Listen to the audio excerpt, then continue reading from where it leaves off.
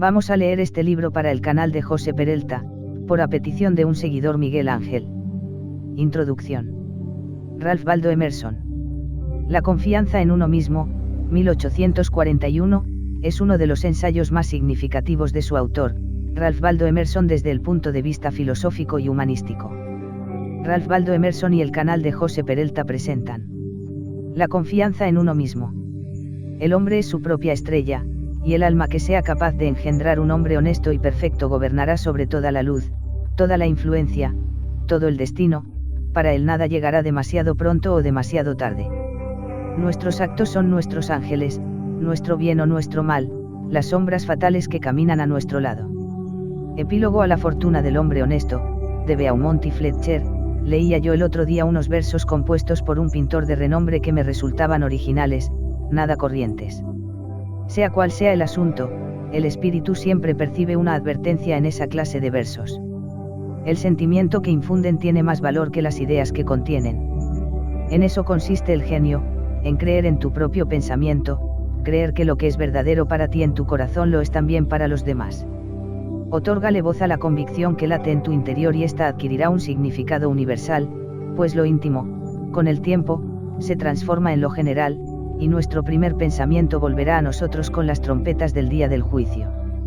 Por muy familiar que le sea la voz de la mente a cada uno de ellos, el gran mérito que concedemos a Moisés, Platón y Milton consiste en que todos ellos reducen a la nada libros y tradiciones enteras, y escriben no lo que piensan los hombres sino lo que piensan ellos mismos. La persona debe aprender a detectar y a atender ese destello de luz que cruza el interior de su mente en lugar de admirar el lustre del firmamento con sus bardos y sabios. Sin embargo, el hombre rechaza su propio pensamiento sin dudarlo, y lo 10 Ralph Waldo Emerson rechaza porque proviene de sí mismo. En cada obra del genio reconocemos los pensamientos que hemos descartado, vuelven a nosotros con una cierta majestuosidad ajena. Esta es la lección que nos enseñan las grandes obras de arte. Nos muestran cómo obedecer a nuestra impresión natural, y siempre con una inflexibilidad jovial, en aquellos momentos en que se nos llama desde la otra orilla. Si no es así, mañana alguien dirá con gran sentido común lo que nosotros pensábamos y sentíamos desde siempre, y por ello nos veremos obligados, no sin vergüenza, a adoptar de otro lo que era ya opinión nuestra. En la educación de todo individuo hay un momento en que éste llega a la convicción de que la envidia es ignorancia, que la imitación es un suicidio y que, para bien o para mal, debe tomarse a sí mismo como vara de medir. Llega un punto en que, por muy rebosante que esté la tierra de bondad, no obtiene un solo cereal si no es aplicando sus herramientas a la porción de suelo que se le ha encomendado sembrar.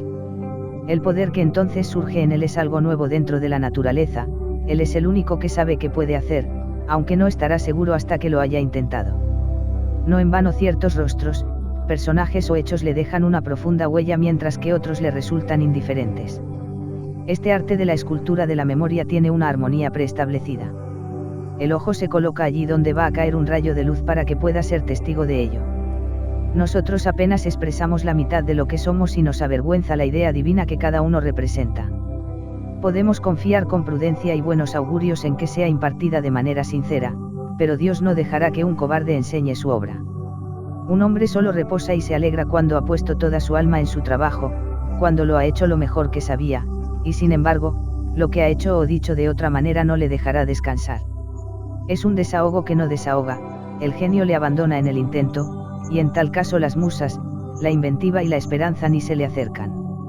La confianza en uno mismo. 11 Confía en ti mismo, cada corazón vibra según esa cuerda de hierro. Acepta el lugar que la divina providencia te ha otorgado, la sociedad de tus contemporáneos, la cadena de los sucesos.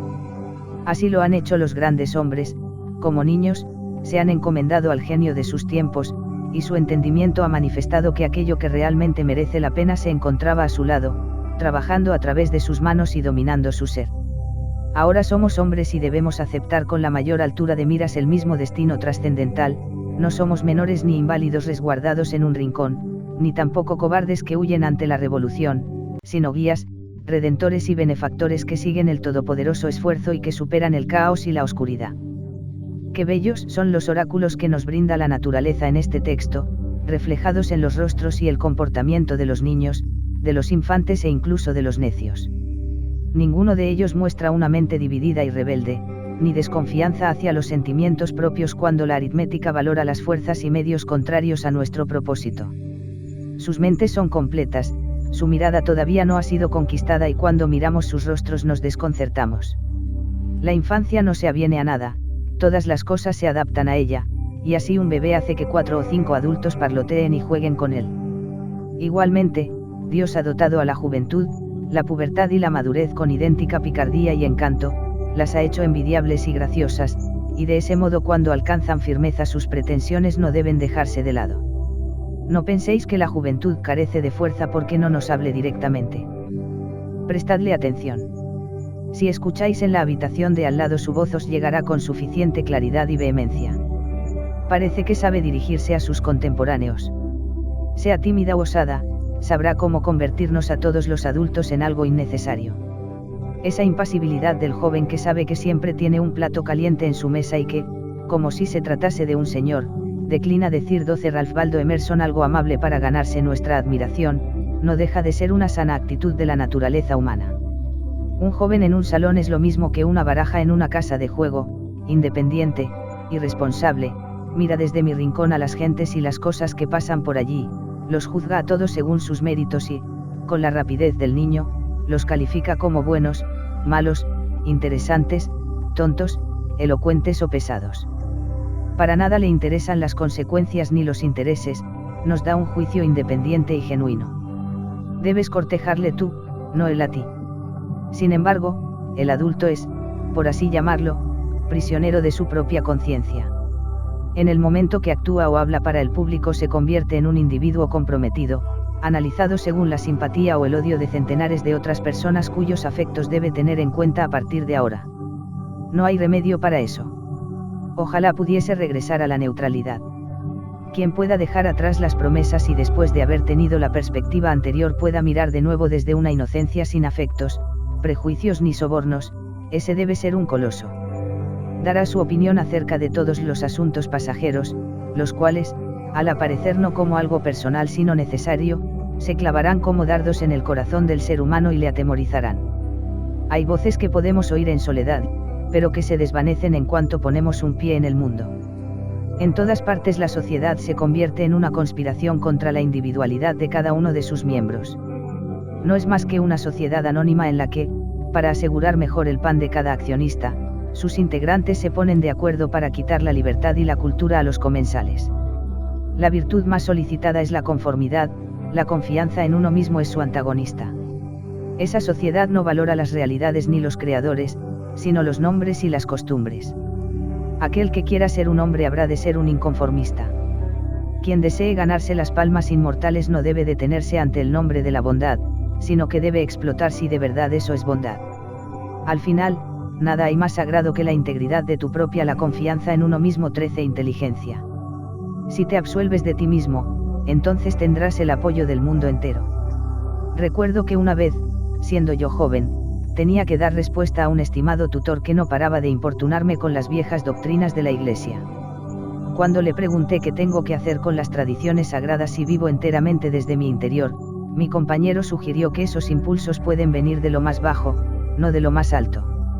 Yo le contesté, no creo que así sea, pero si soy hijo del diablo, entonces viviré de él. No hay ley que pueda ser más sagrada que la de mi propia naturaleza. El bien y el mal no son más que conceptos que fácilmente transferimos a esto o aquello, pero lo único bueno es lo que prolonga mi naturaleza, y lo único malo es lo que va contra ella. Un ser humano debe estar al lado de sí mismo ante cualquier oposición, como si todas las cosas fuesen inmateriales y efímeras excepto él. Me avergüenza pensar con qué facilidad capitulamos ante las banderas y las palabras, ante grupos numerosos e instituciones muertas. Cada individuo decente y persuasivo me afecta y me conmueve más que aquello que resulta correcto. Yo mismo debería caminar erguido y con energía, y debería decir la verdad sin importar las circunstancias. Debemos permitir que la malicia y la vanidad se disfracen de filantropía. Si un fanático se lanza a la lucrativa causa del abolicionismo y se me acerca para contarme las últimas noticias sobre Barbados, no sé por qué no debería decirle, dedica tu amor a tus hijos, también a los leñadores del bosque, ten una buena naturaleza y sé modesto, alcanza la gracia y no trates de barnizar esa ambición cruel y poco caritativa que tienes con una inverosímil ternura hacia camaradas que están a miles de millas de aquí. El amor por lo lejano es un insulto hacia tu país. Semejante recibimiento sería sin duda áspero y descarnado, pero la verdad es más bella que el cariño fingido. Vuestra bondad ha de tener espinas, o de lo contrario no será nada. La doctrina del odio debe invocarse como contrapunto a la doctrina del amor cuando ésta consiste en quejidos y lloriqueos. Cuando el genio llama mi nombre, dejo de lado a mis padres, a mi mujer y a mis hijos. Podría escribir la palabra capricho 14 Ralph Waldo Emerson en el dintel de la puerta, aunque espero que haya algo más que capricho en esto, pero no podemos gastar todo el día en dar explicaciones. Yo no os diré el motivo por el que busco o evito tener compañía. Igualmente, no me digáis vosotros, como hizo hoy mismo un buen hombre, que es mi obligación mejorar la situación de todos los pobres. ¿Acaso son mis pobres? Yo le digo al filántropo estúpido que solo a regañadientes puedo darle $1 o 1 centavo a aquellos que me pertenecen tan poco como yo les pertenezco a ellos. Si existe una clase de personas a las que me vendo, y a las que compro, por afinidad espiritual. Si fuese necesario, iría a la cárcel por ellas. Sin embargo, y aunque confieso no sin sonrojo que en ocasiones cedo y doy $1 para esa extraña caridad popular vuestra, para la educación que dais en esas universidades de bobos, para lugares de encuentro que ahora mismo no sirven para nada, para dar limosnas a los necios y a millares de casas de auxilio, es cierto que se trata de $1 envenenado que las más de las veces tengo la integridad de ahorrarme. Según la apreciación popular, las virtudes son más una excepción que una regla. Ahí va un hombre con virtudes. Las personas llevan a cabo lo que se llama una buena acción, ya sea un acto de coraje o de caridad, de la misma manera que pagan una multa por no haber aparecido en la exhibición diaria. Sus obras no son más que una apología o un debilitamiento de su existencia en el mundo, igual que los inválidos y los locos han de pagar un precio más alto. Sus virtudes son realmente una carga. Yo no quiero expiar mi culpa, quiero vivir. Mi vida tiene valor por sí misma, no está hecha para el espectáculo. La preferiría mucho antes aunque fuese menos variada, pero genuina y equilibrada, que rutilante e insegura. Quiero que sea firme y dulce, que no necesite dietas ni transfusiones. Te pido que me muestres ante lodo que eres un hombre, pero rechazo que lo hagas recurriendo a las acciones. Yo ya he aprendido que es lo mismo llevar a cabo una acción elevada que renunciar a ella. No puedo consentir el tener que pagar por un privilegio al que tengo derecho por naturaleza. Por muy escasos la confianza en uno mismo 15 ilimitados que sean mis talentos, yo existo, y no necesito el testimonio secundario mío o de mis compañeros. Todo lo que debo hacer es aquello que me concierne, no lo que los demás creen. Esta regla, que resulta tan dura en la existencia real como en la vida intelectual, funciona como distinción entre la grandeza y la mezquindad. Y más dura resultará cuando os topéis con quienes dicen saber mejor que tú cuál es tu obligación. En sociedad es fácil vivir de la opinión de los demás, mientras que en soledad es fácil vivir de la nuestra propia. No obstante, un gran hombre es aquel que cuando está en medio de la multitud sabe salvaguardar la independencia de la soledad con perfecta gracia. La objeción principal a someterse a costumbres que ya os parecen muertas es que dispersan vuestras fuerzas. Os hacen malgastar el tiempo y difuminan la huella de vuestro carácter. Si sustentas a una iglesia muerta, o cooperas con una sociedad basada en una Biblia muerta, o votas por un gran partido, ya sea a favor o en contra del gobierno, o pones tu mesa como lo haría una mera sirvienta, entonces me resultará difícil descubrir qué clase de persona eres bajo tantas máscaras. Además, obviamente, toda esa fuerza se resta de tu vida auténtica. Si, por el contrario, haces tu trabajo sabré reconocerte. Haz tu trabajo y te reforzarás a ti mismo. La persona ha de saber que la conformidad es el juego de la gallinita ciega. Si conozco a qué secta perteneces, conozco tus argumentos de antemano. Cuando oigo a un predicador anunciar que el tema de su sermón será la conveniencia de una de las instituciones de su iglesia, inmediatamente sé que no va a decir ni una sola palabra nueva y espontánea. Estoy convencido de que a pesar de su mucha palabrería acerca de la necesidad de examinar los fundamentos de la institución, ni él mismo va a hacerlo. Sé que se ha prometido a sí mismo mirar solo hacia una parte, aquella que le está permitida no como hombre sino como pastor. No es más que un fiscal reprimido.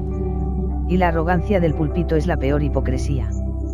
Pues bien, muchos son quienes se han vendado los ojos con este o aquel pañuelo, 16 Ralph Waldo Emerson, quienes se han adherido a una de estas opiniones generales. Esta sumisión no les hace falsos en unos pocos asuntos ni autores de unas pocas mentiras, sino que son falsos en todo. Ninguna de sus verdades es remotamente una verdad. Su 2 no el 2 real, ni su 4 es el 4 real. Cada palabra que dicen es una desilusión, aunque no sabemos por dónde empezar a corregirles. Mientras tanto, la naturaleza se da prisa en procuramos el uniforme del partido al que nos hemos de unir. Así comenzamos a tener siempre la misma expresión en la cara y adquirimos poco a poco la misma mueca de estupidez. En particular, hay una experiencia humillante que no para de causar estragos, incluso en la historia general, me refiero a la tonta mueca de admiración, a la sonrisa que forzamos cuando estamos en compañía poco agradable y para contestar en una conversación que no nos interesa en absoluto. Los músculos, que no se mueven espontáneamente, lo hacen según una voluntad mezquina, se tensan a todo lo largo del rostro y dan una sensación de lo más desabrida. Si eres un inconformista, el mundo te castiga con su repulsa. Por ello, el individuo ha de aprender a valorar un gesto áspero. Los transeúntes le miran con recelo, ya sea en público o en casa del amigo. Si esta aversión tuviese origen en un odio o una resistencia iguales a las suyas, bien haría en volverme a casa con el rostro triste, pero el gesto antipático de la multitud, al igual que su rostro amable, no tiene un motivo profundo, sino que se lo ponen y quitan según sople el viento o les diga el periódico. Aún así, el descontento de las gentes es más imponente que el del Senado o la universidad. Para un hombre firme es muy sencillo tolerar la ira de las clases cultivadas. La de estas es una ira decorosa y prudente, pues se trata de clases en sí muy vulnerables. Sin embargo, cuando a esa ira femenina se añade la indignación de las demás gentes, cuando se levantan los pobres y los ignorantes, cuando la fuerza bruta e irreflexiva que yace en el fondo de la sociedad ruge y se alza, hacen falta unos hábitos de la magnanimidad y la religión dignos de un Dios para tratarla como una fruslería sin importancia. La confianza en uno mismo. 17 El otro temor que nos hace huir de la confianza en nosotros mismos es nuestra coherencia, esto es, el respeto hacia los actos y palabras del pasado.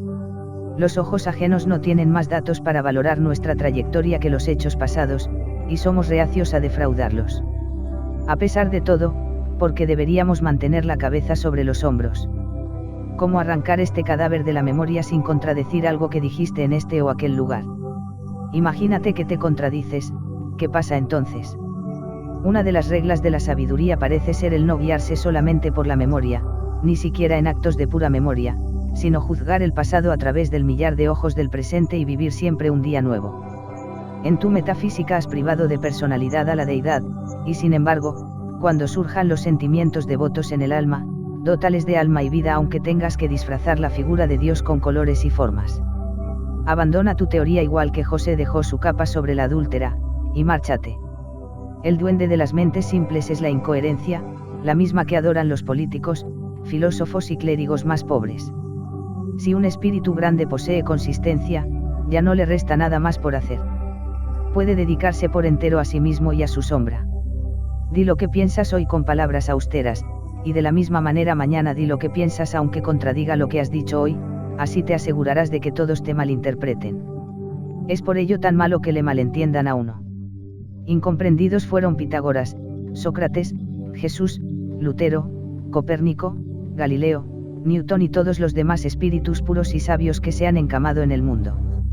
Ser grande consiste en ser incomprendido. Supongo que nadie puede violar su propia naturaleza. Todas las efusiones de su voluntad están cercadas por la ley de mi ser, del mismo modo que los salientes de los Andes y el Himalaya resultan insignificantes en la curva general del globo. Tampoco importa demasiado cómo calibras o pones a prueba al individuo. Una personalidad es como unas siglas o como un verso palíndromo, significa lo mismo ya lo leas hacia adelante o hacia atrás. En esta 18 Ralph Waldo Emerson existencia deliciosa y retirada que Dios me ha concedido me permito ir anotando mis humildes pensamientos día tras día sin mirar hacia adelante o hacia atrás, y no me cabe duda de que todos ellos son simétricos aunque yo ni los vea ni los quiera así. Mi obra ha de tener el aroma de los pinos y el zumbido de los insectos. Las golondrinas que sobrevuelan mi tejado deben enganchar en mi propia red los hilos o pajitas que llevan en el pico. Pasamos por aquello que somos. El carácter educa por encima de la voluntad. El ser humano piensa que puede comunicar sus virtudes o sus vicios solamente mediante acciones abiertas, y es incapaz de darse cuenta de que la virtud y el vicio en todo momento respiran por sí solos. Siempre habrá acuerdo acerca de cualquier variedad de acciones cuando éstas sean honestas y naturales en su momento. Es así porque de una sola voluntad emanan acciones en armonía, por muy distintas que parezcan entre sí. Sus diferencias se pierden al mirarlas desde cierta distancia, desde una forma de pensar más alta. Una sola tendencia las une a todas. Los mejores barcos navegan en una línea en zigzag producto de 1000 virajes, pero si se mira desde la distancia, la línea se endereza. Una acción genuina vuestra no solo se explicará a sí misma, sino también a las demás de su clase. Por el contrario, vuestra conformidad no explica nada. Actuad de manera individual y todo lo que hayáis hecho de ese modo os justificará. La grandeza llama al futuro. Si hoy puedo ser lo suficientemente fuerte para actuar correctamente y burlarme de las miradas de los otros, es porque ya lo debo haber hecho en el pasado y así puedo defenderme. Sea como fuere, actúa bien en este momento. Si desechas las apariencias podrás hacerlo. La fuerza del carácter es acumulativa. Los días virtuosos del pasado obran su fuerza en el presente. ¿De qué, si no, se compone la majestuosidad de los héroes del Senado y de la campaña que tanta imaginación ha colmado? La conciencia de tener detrás de sí todo un tren de días memorables y de victorias, días que arrojan una luz uniforme sobre aquel que viene a actuar después y al cual vigila una escolta de ángeles. Eso es precisamente lo que enciende el trueno en la confianza en uno mismo. 19 La voz de Chatham, lo que otorga dignidad al porte de Washington y lo que hace que América se refleje en los ojos de Adams. El honor nos resulta venerable porque no es efímero, es siempre una virtud antigua. Hoy lo reverenciamos porque no pertenece al presente. Le tenemos afecto y le rendimos homenaje porque no constituye una trampa para nuestro amor y nuestra ofrenda, sino que depende de la persona, se deriva de ella, y por eso pertenece a una casta vetusta e inmaculada, incluso cuando se muestra en una persona joven. Espero que nuestros días pronuncien las últimas palabras sobre la conformidad y la coherencia. A partir de aquí, dejad toda esa palabrería para las revistas y la mofa. En lugar de oír el gong de la comida, percibamos el silbido de un flautín espartano. No hagamos reverencia ni pidamos perdón nunca más. Si hoy viene un gran hombre a comer a mi casa, no quiero agradarle yo, sino que quiero que él desee agradarme.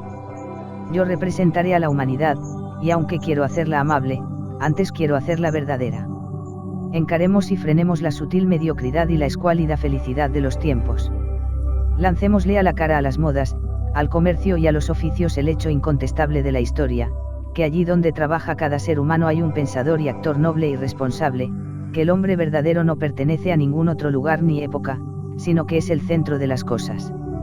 Allí donde está él, está la naturaleza. Nos valora a nosotros, a todos los hombres y todos los hechos. De ordinario, cada individuo de ella sociedad nos recuerda algo o a alguien. La personalidad y la realidad no evocan nada en absoluto, pues toman el lugar de la creación misma. El ser humano ha de tener tal magnitud que convierta las circunstancias en algo irrelevante. Cada hombre auténtico es una causa, una nación y una era, precisa de un espacio, de números y tiempo infinitos para conseguir su propósito, de tal modo que la posteridad parecerá seguir sus pasos como una retahíla de clientes. Nace alguien llamado César y durante siglos tenemos el Imperio Romano, nace Cristo y millones de almas crecen y se aferran a su genio de tal manera que se le llega a confundir con la virtud misma y con el 20 Ralph Waldo Emerson potencial de la humanidad. Una institución es la sombra alargada de un individuo, la vida monacalio es del eremita Antonio, la Reforma, de Lutero, el cuaquerismo, de Fox, el metodismo, de Wesley, el abolicionismo, de Clarkson. El propio Milton se refería a Escipión como la cumbre de Roma. Toda la historia se despliega a partir de la biografía de unas pocas figuras sólidas y austeras. Dejad entonces que el individuo encuentre su propia valía y así mantendrá todas las cosas bajo su dominio. No le permitáis que espíe o robe, ni tampoco que ande de un sitio a otro escondiéndose como si fuese un mendigo, un bastardo o un intruso, en un mundo que existe para él. Sin embargo, el hombre de la calle, que no encuentra en su interior un valor que se corresponda con la fuerza necesaria para construir una torre o esculpir un dios de mármol, se siente como un desheredado cuando mira obras semejantes. Para él, un palacio, una estatua o un libro caro tienen un aire lejano y prohibido, como si fuese un carruaje muy vistoso que parece decirle, ¿y tú quién eres? Muy al contrario, son todas cosas suyas, reclaman su atención y piden que sus facultades se muestren y tomen posesión de ellas. El cuadro aguarda mi veredicto, no tiene control sobre mí, sino que soy yo quien ha de decidir si merece el elogio. Recordad aquella fábula en la que cogían a un borracho de la calle, lo llevaban a casa de un duque, lo aseaban y vestían y después le metían en la cama de éste, tras lo cual, a la mañana siguiente, todos le trataban con la pompa digna de un duque y le contaban que había estado fuera de sus cabales. Pues bien, esta historia debe su fama al hecho de que simboliza a la perfección el estado del ser humano, que en el mundo actual no es sino un borracho que de vez en cuando se despierta, hace uso de su razón y se da cuenta de que en verdad es un príncipe. Nuestras lecturas son pobres y aduladoras. En lo que atañe a la historia, nuestra propia imaginación nos engaña. Los reinos y la nobleza, el poder y la clase social, forman un vocabulario más llamativo que ese John o Edward particulares que viven en sus la confianza en uno mismo 21 pequeñas casas y trabajan todos los días. Sin embargo, los asuntos vitales son los mismos para todos, y la suma de todos ellos nos da el mismo resultado. ¿Por qué tanta deferencia hacia Alfredo, Skanderbeg y Gustavo? Imaginemos que fueron todos ellos hombres virtuosos. Es que agotaron las virtudes. Lo que depende de tus actos privados hoy es tan grande como lo que aquellos dejaron tras sus célebres pasos públicos. Cuando un individuo particular actúa a partir de un punto de vista original, las acciones de los reyes le transfieren el esplendor de los caballeros. Al mundo lo han educado sus reyes, los cuales han hipnotizado los ojos de las naciones. Un símbolo de tal calibre nos ha enseñado la reverencia mutua que el hombre ha de tener con los demás hombres. Esa lealtad gozosa con la que individuos de todo el mundo han soportado que sus monarcas, nobles o propietarios se guiasen según sus leyes particulares, que para juzgar a los hombres y las cosas tuviesen una escala distinta, que no pagasen sus privilegios con dinero sino con honor y que se creyesen representantes de la ley, constituye el jeroglífico mediante el cual han tenido oscura conciencia de sus derechos y su gallardía, lo cual es atributo de todos los hombres. El atractivo que ejerce toda acción original se explica cuando preguntamos acerca del motivo de la confianza en uno mismo. ¿Quién confía? ¿Sobre qué sujeto primigenio puede fundamentarse una confianza universal? ¿Cuál es la naturaleza y el poder de esa estrella que desafía a la ciencia, ese astro sin paralelo ni elementos mensurables que arroja un haz de belleza incluso sobre acciones impuras y triviales siempre que aparece el más mínimo rastro de independencia? Estas preguntas nos llevan a ese manantial que llamamos espontaneidad o instinto, que es esencia del genio, la virtud y la vida. A esta sabiduría primigenia la denominamos intuición, mientras que todo lo que viene después son enseñanzas. En esta fuerza primera y profunda encuentran su origen común todas las cosas, incluso aquellos hechos remotos que la ciencia no alcanza. Esto 22 Ralph Waldo Emerson sucede porque el sentido de la existencia que sin saber cómo se despierta en nuestra alma durante los momentos de calma no es diferente de los objetos, del espacio, de la luz, del tiempo o del hombre, sino que con ellos forma una unidad, y obviamente proviene de la misma fuente de la que provienen la vida y el ser de estos. Primero compartimos la vida que hace que las cosas existan, tras lo cual pasamos a verlas como apariencias de la naturaleza y olvidamos que hemos compartido su causa. Ahí yace la fuente de la acción y del pensamiento. Son esos los pulmones de la inspiración que dota al individuo de conocimiento y que no puede ser negada sin hacer gala de impiedad y ateísmo. Nos hallamos en el regazo de una inteligencia inconmensurable que nos hace receptores de su verdad y de sus medios de acción. Cuando discernimos la justicia o la verdad no lo hacemos por nosotros mismos, sino que estamos dejando paso a sus rayos de luz. Si nos preguntamos de dónde procede, si tratamos de fisgonear en el espíritu que la origina, toda la filosofía resultará errónea. Todo lo que podemos asegurar es su presencia o su ausencia. Cada persona distingue los actos voluntarios de su mente de sus percepciones involuntarias, y sabe que debe tener una fe inquebrantable en las segundas. Podrá equivocarse en su expresión, pero sabe que éstas son de tal manera y no admiten discusión, como el día y la noche. Mis acciones voluntarias y mis hallazgos son pasajeros, por el contrario, es el sueño más espontáneo, la emoción más simple y vaga quienes guían mi curiosidad y mi respeto. La gente atolondrada es la que contradice con la misma facilidad sus percepciones y sus opiniones, pues no distinguen entre ambas. Se imaginan que soy yo quien elige percibir esto o aquello. Antes bien, la percepción no es caprichosa, sino obligatoria.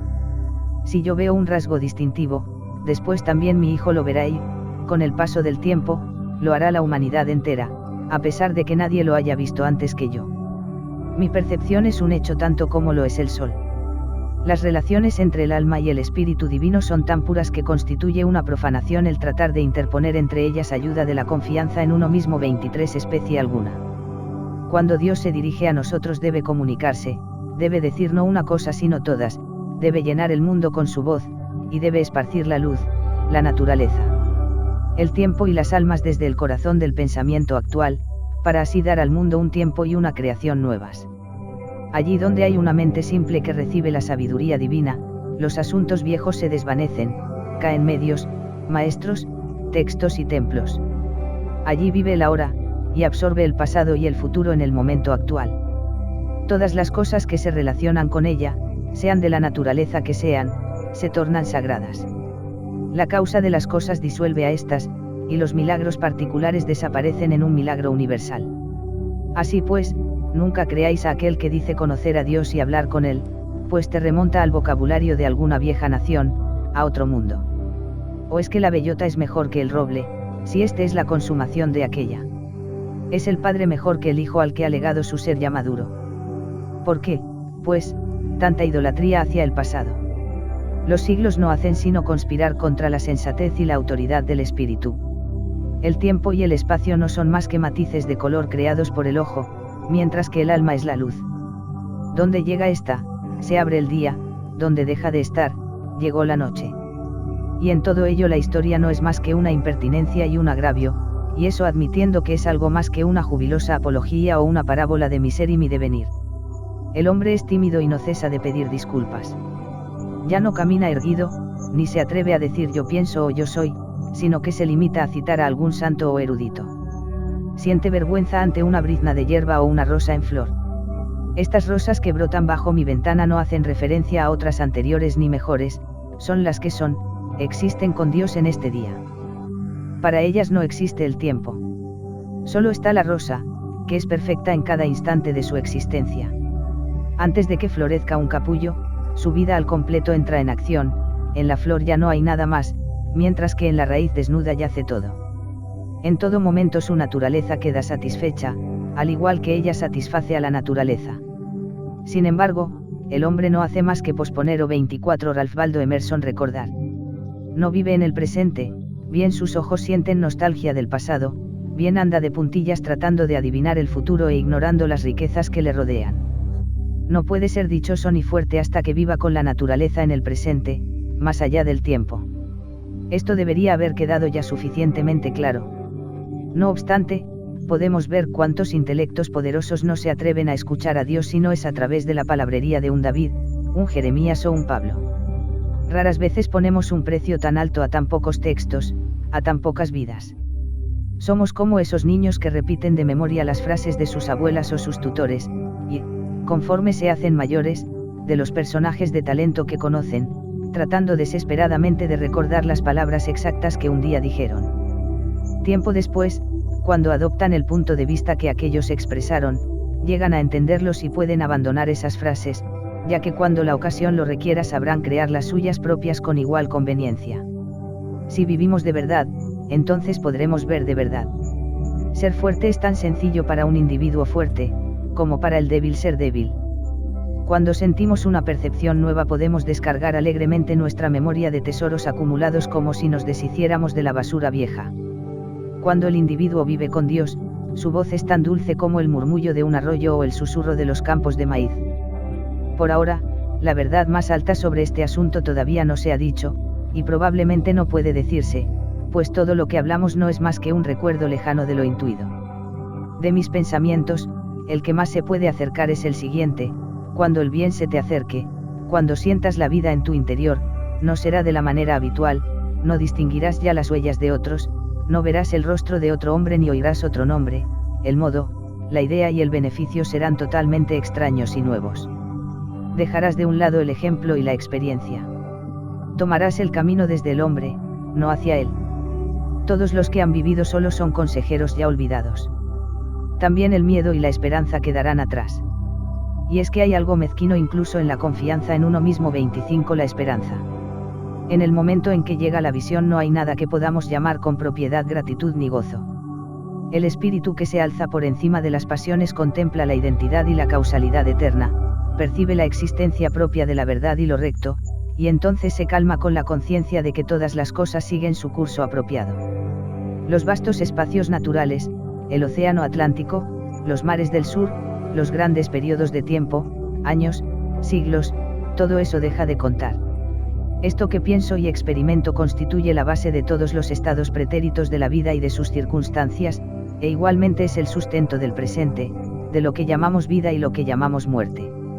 Es la vida lo que tiene valor, no el haber vivido. El poder cesa en los momentos de reposo, pues reside en el momento de transición de un estado pasado a otro nuevo, en el paso del abismo, en el dardo que se dirige a su objetivo.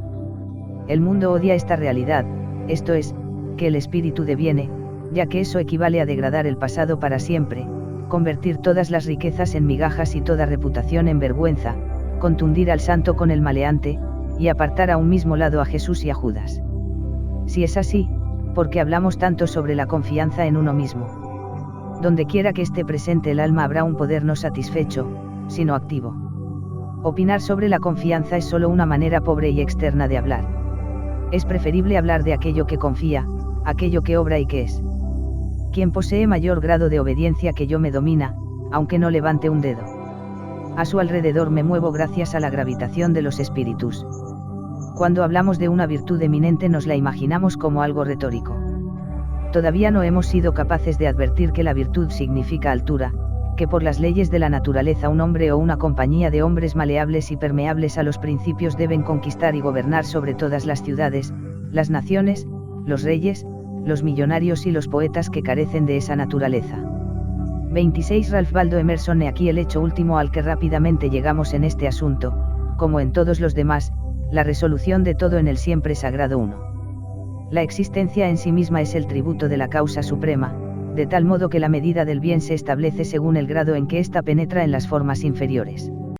Las cosas son reales en función de la virtud que contienen. El comercio, el matrimonio, la caza de animales o de ballenas, la guerra, la elocuencia, la influencia que Tino ejerce, todos ellos son algo, y merecen mi respeto como ejemplos de la presencia y la acción impura de aquella.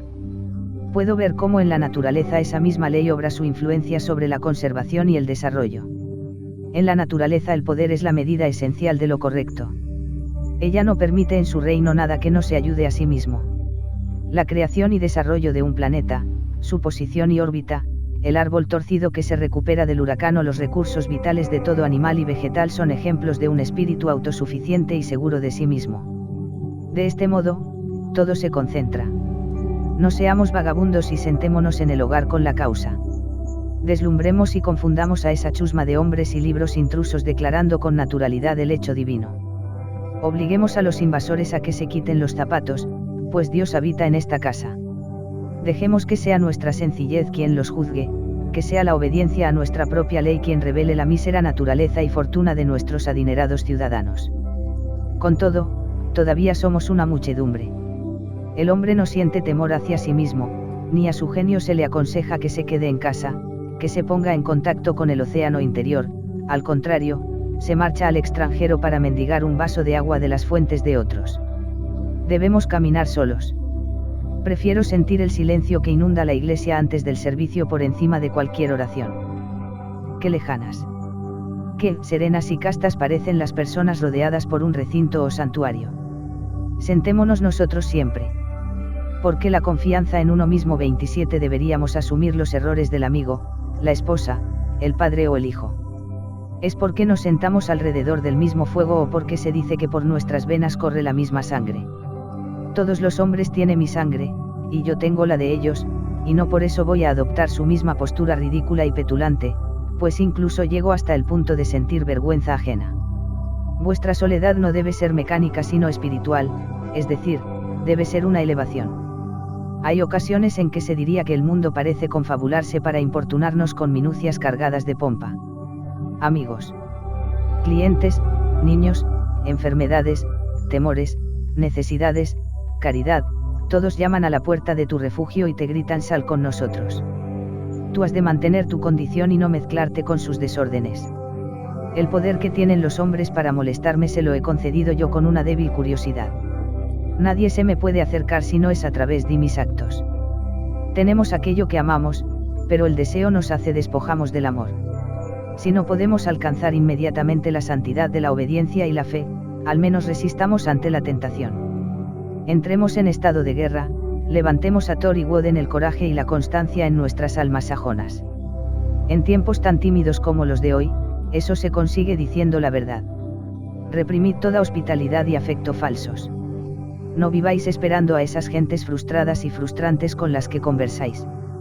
Decidles, oh padre, oh madre, oh esposa, oh hermano, oh amigo.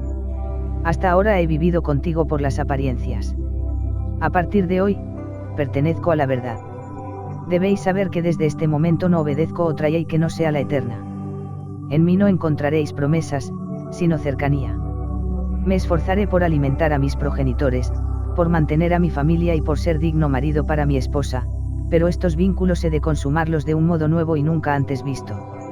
Os hablo desde vuestras propias costumbres, pero debo ser yo mismo. Ya no puedo dividirme por vosotros, ni puedo exigiros a vosotros tal cosa. Si podéis amarme por lo que soy, entonces todos seremos felices. Si no podéis, buscaré merecer que lo hagáis. No esconderé mis gustos ni mis aversiones. 28 Ralph Waldo Emerson. Confiaré tanto en que todo lo que es profundo es también sagrado que no escatimaré fuerzas en hacer aquello que el corazón me señala y me deleita interiormente.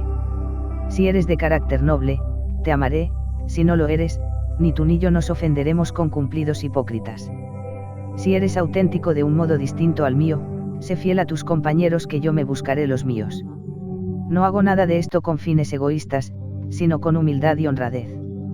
Por mucho que hayamos vivido entre mentiras, el objetivo mío, tuyo y de todos los hombres es vivir dentro de tu verdad.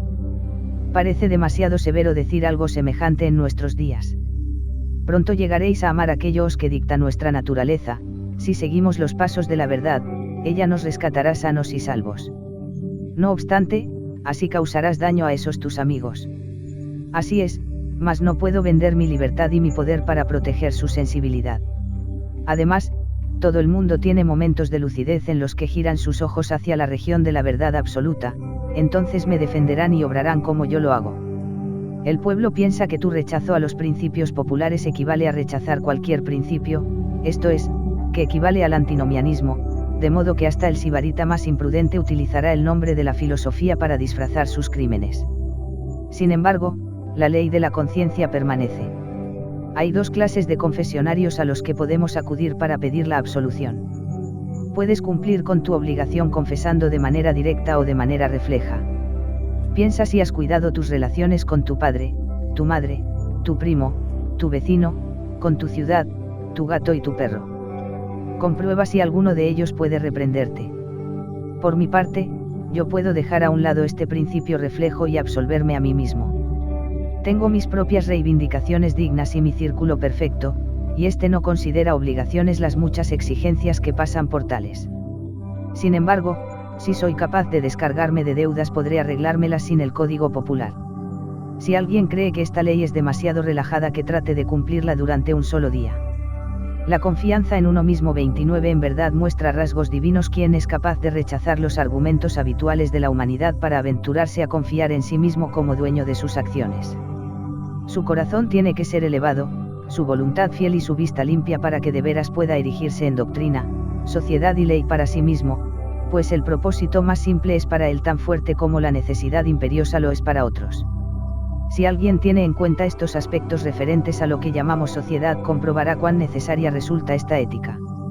Diríase que le han arrancado la fibra y el corazón al hombre, y por eso se ha transformado en un quejica temeroso y abatido. Tenemos miedo a la verdad, a la fortuna, a la muerte y a cada uno de nosotros mismos. Nuestra era no produce individuos extraordinarios y perfectos. Queremos hombres y mujeres que renueven la vida y nuestra situación social, pero vemos que la mayoría de las figuras son poco solventes, que no pueden satisfacer ni sus propias necesidades, que su ambición excede con mucho su fuerza práctica, y que continuamente se inclinan para suplicar. Nuestra vida doméstica es digna de un mendigo, ni siquiera hemos elegido nuestras artes, nuestras actividades, nuestros matrimonios o nuestra religión, sino que la sociedad lo ha hecho en nuestro lugar. Somos soldados de salón. rehuimos la difícil batalla del destino, que es donde nace la fuerza. Si nuestros jóvenes fracasan en sus primeras labores, perderán la esperanza. Si un joven mercante falla, le dicen que está arruinado. Si, transcurrido un año de haberse graduado, el mejor de nuestros cerebros universitarios no consigue que le metan en una oficina de los alrededores de Boston o Nueva York, tanto a él como a sus amigos les parecerá bien justificado que éste se desmoralice y se queje durante el resto de sus días. Cualquier muchacho de New Hampshire o Vermont con suficiente empuje como para acometer todas las profesiones, para crear un equipo, labrar o vender de puerta en puerta, para mantener una escuela, dar sermones, editar un periódico, ir al Congreso, 30 Ralph Waldo Emerson comprar terrenos públicos, etc., vale tanto como un centenar de esas marionetas de ciudad. Él sí camina hombro con sus tiempos y no siente vergüenza por no estudiar una profesión, ya que no demora su vida, sino que la vive en el momento. No tiene una oportunidad, sino cientos. Deja que un estoico explique los recursos del individuo y les diga a los hombres que no son sauces llorones, sino que pueden y deben ser independientes, que ejercitando la confianza en uno mismo surgirán poderes nuevos, que un hombre es el mundo encarnado, nacido para sanar a los pueblos, que debería avergonzarse de nuestra compasión, y que en el momento que actúa por sí mismo y arroja por la ventana las leyes, los libros, el fanatismo y las costumbres, entonces dejamos de tenerle lástima y pasamos a darle las gracias y a reverenciarle. Ese maestro restaurará el esplendor que corresponde a la vida del hombre y hará que toda la historia admire su nombre. No resulta difícil comprobar que una firme confianza en uno mismo ha de provocar una revolución en todas las funciones y vínculos del individuo, en su religión, su educación, sus ambiciones, su modo de vida, sus alianzas, sus propiedades y sus reflexiones. 1. ¿A qué oraciones se entregan los hombres? Eso que llaman oficio sagrado tiene poco de valiente y de varonil. La oración mira hacia afuera y reclama que una virtud ajena aporte un complemento también ajeno, y para ello se pierde en un embrollo infinito acerca de lo natural y lo sobrenatural, lo meditativo y lo milagroso. Un rezo que implora una comodidad particular, cualquier cosa que no sea el bien universal, está corrompido. La oración es la mirada sobre los hechos vitales desde el punto de vista más alto. Es el soliloquio de un espíritu contemplativo y jubiloso. Es el espíritu de un Dios que aprueba su propia obra. Sin embargo, cuando la plegaria tiene como objetivo un fin privado se transforma en una mezquindad y un robo, ya que supone una dualidad y no una unidad en la naturaleza y en la conciencia. En cuanto el individuo se une a Dios deja de mendigar. En ese la confianza en uno mismo 31 momento es capaz de ver una oración en todas las acciones. La del campesino que se arrodilla en el campo para quitar la mala hierba, o la del remero que también se arrodilla a la llamada de su timonel, son plegarias de verdad que se puede escuchar a lo largo y ancho de toda la naturaleza, si bien en este caso buscan objetivos sencillos. En la obra Bonduca de Fletcher, cuando al personaje de Catarach le advierten que debe conocer los pensamientos del dios Andate, responde, su significado oculto yace en nuestros esfuerzos, nuestros valores son los mejores dioses. Nuestros lamentos son otro tipo de plegarias falsas. El descontento es la carencia de confianza en uno mismo, una enfermedad de la voluntad. Lamentad las calamidades si con ello podéis ayudar a quien las sufre, si no es así, aplicaos a vuestra tarea y con ello comenzará a repararse el mal. Nuestra compasión es tan mezquina como el lamento. Acudimos a quienes lloran por tonterías, nos sentamos a su lado y lloramos para acompañarlos, en lugar de mostrarles la verdad y la salud con descargas eléctricas que les pongan de nuevo en comunicación con su propio sentido común. El secreto de la fortuna está en la alegría de nuestras manos. Dioses y hombres dan la bienvenida a todo aquel que se ayuda a sí mismo.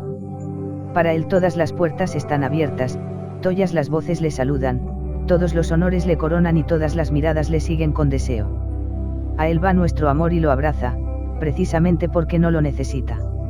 Le tocamos y recibimos con ansia y precaución porque decidió seguir su camino e ignorar nuestras críticas. Los dioses le aman porque los hombres le odian. Los benditos inmortales, decía Zoroastro, socorren a aquel que persevera. Al igual que las oraciones de los hombres son una enfermedad de la voluntad, los credos lo son del intelecto. Dicen lo mismo que 32 Ralph Waldo Emerson aquellos bobos israelitas, que no sea Dios quien nos hable, que si no moriremos. Habla tú, o que hable cualquiera de los nuestros, y le obedeceremos. No hay lugar donde no me resulte imposible encontrar a Dios en mi hermano, pues éste ha cerrado ya las puertas de su propio templo y se limita a recitar las fábulas del Dios de su hermano, o del Dios del hermano de su hermano. Una mente nueva es una nueva clasificación. Si esta mente posee una actividad y una fuerza fuera de lo común, ya sea un Locke, Lavoisier, Hutton, Bentham o Fourier, impondrá su clasificación a los demás, y de ahí nacerá un nuevo sistema. La satisfacción del discípulo es proporcional a la profundidad del pensamiento y a la cantidad de objetos que éste toca y deja al alcance de aquel.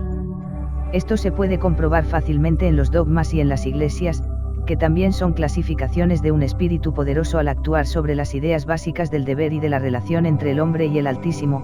Tal sucede con el calvinismo, el cuaquerismo o los seguidores de Swedenborg. El creyente lo somete todo a la nueva terminología y por ello experimenta el mismo placer que siente esa niña que aprende botánica mientras ve un campo nuevo con nuevas plantas. Durante un cierto tiempo, el discípulo creerá que su inteligencia ha aumentado gracias al estudio de la mente de su maestro. Sin embargo, las mentes simples idolatran las clasificaciones, las hacen pasar por fines en sí mismos y no por instrumentos provisionales, de tal modo que los muros del sistema y los del universo se les mezclan allá en el horizonte. Creen que los astros cuelgan del arco que construyó su maestro. No pueden entender por qué vosotros, seres extraños, deberíais tener derecho a mirar, ni siquiera entienden que vosotros también sabéis mirar. Deben habérselas ingeniado para robarnos la luz. No se dan cuenta de que la luz, azarosa e indómita, penetrará en todas las casas, incluso en las suyas. Dejadles que graznen y crean que les pertenece. Si son honrados y actúan correctamente, pronto su nuevo redil se quedará estrecho y bajo, crujirá y se ladeará, se pudrirá y desaparecerá, y esa luz inmortal renovada y alegre, brillando con millones de esferas y colores, la confianza en uno mismo 33 resplandecerá sobre el universo como si se tratase de la primera mañana. 2. La falta de una cultura propia hace que la superstición de viajar, cuyos ídolos son Italia, Inglaterra y Egipto, fascine a todos los americanos cultos. Quienes convirtieron a Inglaterra, Italia o Grecia en objetos de veneración para la imaginación lo hicieron quedándose donde estaban, como si fuesen el eje de la tierra. En las horas de empuje sentimos que el deber es nuestro sitio. El alma no es un viajero. El hombre sabio se queda en casa, y cuando las necesidades o el deber le llaman a salir de ella o a viajar a tierras extrañas, su semblante dice a los hombres que viene como misionero del conocimiento y de la virtud, y por ello visita ciudades y gentes en calidad de rey, no como intruso o como ayuda de cámara. No voy a poner objeciones a la navegación alrededor del globo mientras ésta sirva a los propósitos del arte, del estudio y de la benevolencia, pues con ella primero se puede adiestrar al individuo, o conseguir que no se marche al extranjero con la esperanza de hallar algo más grande que lo que ya conoce. Quien viaja por pasatiempo o para conseguir lo que no tiene se aleja de sí mismo y, por muy joven que sea, envejece entre objetos viejos. Sea en Tebas o en Palmira, su voluntad y su mente se hacen viejas y se dilapidan tanto como las ciudades mismas. Lleva ruinas a las ruinas. Viajar es el paraíso de los ingenuos. Nuestros primeros viajes sirven para descubrir cuán poco diferentes son los lugares. En mi propia casa puedo soñar que me embriaga la belleza de Nápoles y Roma, y gracias a eso me abandona la tristeza. Hago las maletas, me despido de los amigos, me embarco y amanezco en Nápoles, pero no he dejado atrás la cruda realidad. Junto a mí está el mismo sujeto triste e intranquilo del que pretendía huir. Busco el Vaticano y los palacios. Intento que me embelesen sus vistas y evocaciones, pero no es así. Mi coloso va donde quiera que voy yo. 34 Ralph Waldo Emerson 3. Con todo, el furor por los viajes es síntoma de una debilidad mayor que afecta a toda la actividad intelectual.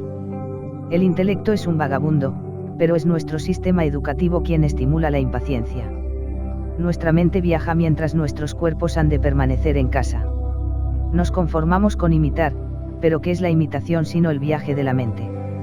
Nuestras casas se construyen según el gusto extranjero, nuestras estanterías se adornan con ornamentos extraños y nuestros gustos, opiniones y facultades se inclinan hacia el pasado y lo distante. Allí donde florecieron las artes fue porque el alma las creó. El artista solo tuvo que buscar modelos en su propia mente. Fue una aplicación de su pensamiento a la cosa que había que hacer y a las condiciones que había que cumplir. ¿Por qué habría de copiar los modelos dórico o gótico? La belleza, la proporción, la grandeza de pensamiento y la expresión austera nos resultan tan cercanas a nosotros como a cualquiera, y si el artista americano estudia con confianza y devoción qué es lo que tiene que hacer y tiene en cuenta el clima, la tierra, la duración del día, las necesidades de la gente, los hábitos y formas del gobierno, entonces será capaz de crear un hogar en que quepan todos ellos, y de paso satisfará el gusto y los sentimientos. Insiste en ti mismo, no imites jamás. En todo momento puedes presentar tu talento con la fuerza acumulada que otorga la labor de una vida, por el contrario, el talento que se adopta de otros solo se posee de manera extemporánea e incompleta. Solo el hacedor puede decir lo que uno sabe hacer mejor. Nadie sabe qué es hasta que él se lo muestre. Si no, ¿dónde está el maestro que pudo enseñar a Shakespeare? Y el de Franklin, Washington, Bacon o Newton. Todo gran hombre es único. El escipionismo de Escipión es precisamente la parte de la que no podemos apropiarnos. Shakespeare nunca emergerá del estudio de sus obras. Haz aquello que se te ha asignado y no podrás esperar ni arriesgarte demasiado. En este momento te aguarda una frase tan valiente y sublime como el escoplo de Fidias, la espátula de los egipcios o la pluma de Moisés o Dante, aunque distinta de todas la confianza en uno mismo 35 ellas. No parece probable que un espíritu tan fértil y elocuente y con tantas voces distintas se digne a repetirte las cosas. Sin embargo, si puedes oír a estos patriarcas podrás responderles con el mismo tono de voz, pues el oído y la lengua son dos órganos de una misma naturaleza. Habita en las regiones sencillas y nobles de tu vida, obedece a tu corazón y llegarás a reproducir de nuevo el antemundo. 4. Si nuestra religión, nuestra educación y nuestro arte dirigen la mirada al extranjero, lo mismo ocurre con el espíritu de nuestra sociedad. Todos los hombres alardean de haber contribuido al progreso de la sociedad, y sin embargo el hombre no ha progresado nada. La sociedad no progresa nunca. Cuando avanza por un lado es para retroceder por otro. Está en continua transformación, es bárbara, civilizada, cristiana, opulenta o científica, pero estos cambios no constituyen una mejora. Por cada cosa que se nos concede tenemos que entregar algo. La sociedad se enriquece con artes nuevas a costa de perder instintos antiguos. Qué contraste entre, por una parte, el americano, bien vestido que lee, escribe y piensa y lleva en su bolsillo un reloj, un lápiz y una letra de cambio, y, por otra, el nativo desnudo de Nueva Zelanda cuyas posesiones se reducen a un garrote, una lanza, una esterilla y un rincón en la choza común para pasar la noche. No obstante, si comparáis y a salud de ambos veréis que el hombre blanco ha perdido su vigor primitivo. Si es cierto lo que dicen los viajeros, golpead con un hacha a un salvaje y observaréis que sus heridas se cierran en 1 o 2 días, como si hubieseis descargado sobre una resina blanda, mientras que un golpe semejante llevará al hombre blanco directamente a la tumba. El hombre civilizado construye carruajes, pero ha abandonado el uso de los pies. Podrá apoyarse en las muletas, pero ha perdido la potencia de los músculos. Lleva un precioso reloj suizo, pero ha olvidado cómo averiguar la hora valiéndose del sol.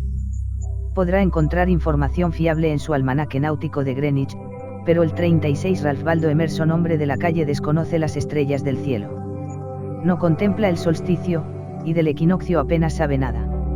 El radiante calendario del año no tiene indicador en su mente, su agenda debilita su memoria, las bibliotecas son una carga para su ingenio, las casas de seguros hacen que aumente el número de accidentes, y cabe preguntarse si la tecnología no nos estorba demasiado, si con el refinamiento no habremos perdido fuerza, y también algo del empuje de la virtud natural por culpa de un cristianismo atrincherado en sus formas e instituciones. Y es que cada estoico era un estoico, pero, en la cristiandad, ¿dónde está el cristiano? No hay desviación mayor en la ley moral que la que afecta a la altura o el volumen. Hoy día los hombres no son más grandes que los de antes. Puede observarse una extraña igualdad entre los hombres ilustres de la antigüedad y los de ahora. Ni toda la ciencia, ni el arte, ni la religión ni la filosofía del siglo XIX sirven para educar hombres más grandes que los héroes que creó Plutarco 23 o 24 siglos atrás. La casta no progresa con el tiempo. Foción, Sócrates, Anaxágoras y Diógenes fueron personajes de gran estatura, pero no hemos heredado de ellos ninguna clase social. A aquel que pertenece a su clase no se le suele llamar por el nombre de aquellos, sino que tiene el suyo propio y es a su vez fundador de su propia institución. Las artes y los inventos de cada época constituyen el ropaje de las mismas, mas no fortalecen al individuo. quizá el daño que causan las máquinas perfeccionadas compensará sus bienes. Hudson y Bering consiguieron tantas cosas con sus barcos de pesca que asombraron a Parry y a Franklin, cuyo equipamiento ya había agotado los recursos de la ciencia y el arte. Galileo solo necesitó unos simples anteojos para descubrir una serie de fenómenos celestes más soberbios que cualesquiera que se hayan visto después. Colón encontró el Nuevo Mundo navegando en una carabela. Resulta curioso comprobar cómo los medios y las tecnologías que se presentaban entre el clamor de los elogios hace unos años o unos siglos, caen en desuso y desaparecen cada cierto tiempo. El genio retoma al hombre esencial. Consideramos la confianza en uno mismo 37 los progresos en el arte de la guerra como un triunfo de la ciencia. Sin embargo, Napoleón conquistó Europa utilizando el sistema del vivac, que consiste en alimentarse solamente del valor, sin ninguna otra ayuda externa.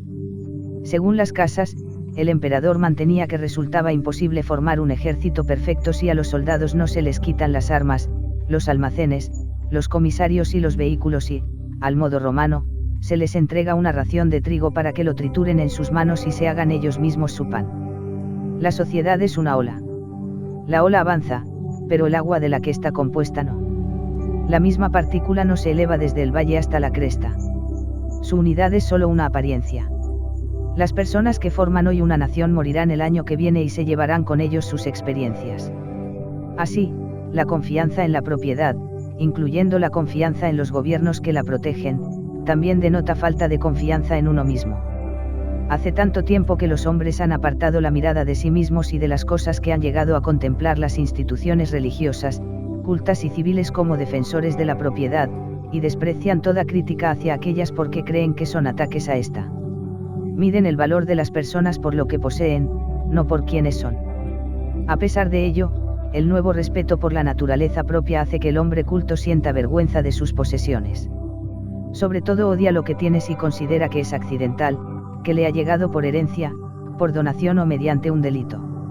Entonces siente que eso no es poseer, que nada le pertenece, que sus bienes no tienen vínculos con su ser, sino que simplemente los conserva porque no hay ladrón ni revolución que se los arrebate. Pero la naturaleza del hombre consiste en adquirir constantemente, y lo que adquiere es una propiedad viva que no está expuesta a los legisladores. Las multitudes, las revoluciones, el fuego, la tormenta o las bancarrotas, sino que está en constante renovación allí donde respira el ser humano. Tu parte de la vida, decía el califa Alí, va siempre detrás de ti, así que deja de 38 Ralph Waldo Emerson andar buscándola.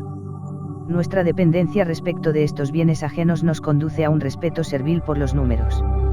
Los partidos políticos celebran asambleas populosas. A medida que aumenta la concurrencia, los millares de ojos y brazos nuevos que saludan a cada nueva agrupación la delegación de Essex. Los demócratas de New Hampshire. Los liberales de Maine. Permiten que el joven patriota se sienta más fuerte que antes. Igualmente, los reformistas convocan asambleas donde se vota y se toman decisiones por aclamación. Amigos míos, Dios no se acercará y habitará en vosotros por medios semejantes. En el momento en que un hombre deja de lado todo el apoyo externo es cuando le veo fuerte y predominante. Cada vez que tiene que recurrir a su estandarte se hace más débil. ¿Acaso un individuo no es mejor que una ciudad?